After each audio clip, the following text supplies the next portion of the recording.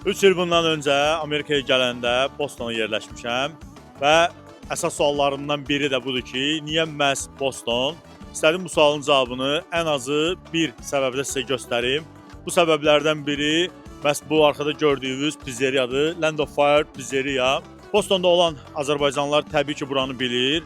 Sadəcə məqsədim başqa ştatlardan Bostona qonaq və yaxud da köçmək məqsədində olarsa, yemək axtarışındadılarsa mütləq ki, bu restorana gəlməlidirlər və buradakı təamlardan dadmalıdırlar. Gələndə mütləq ki, menüdə nə var, yəni yeməyə nə var soruşun.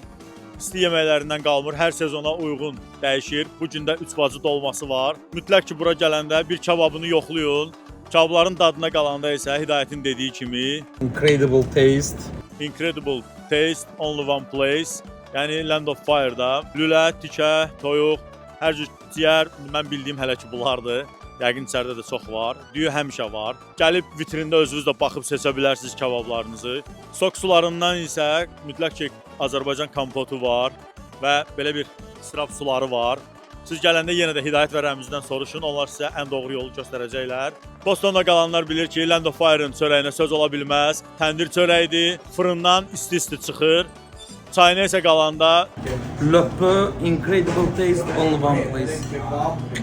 çay tamamilə pulsuz və limitsizddir. İstədiyiniz qədər gəlib burada çay içə bilərsiniz. Rəmzi və Hidayətə buradan öz təşəkkürlərimi bildirirəm ki, bu 5 il ərzində istiqanlı şəkildə Boston cəmaatına xidmət eləyir. Özünüzdən müğayət olun.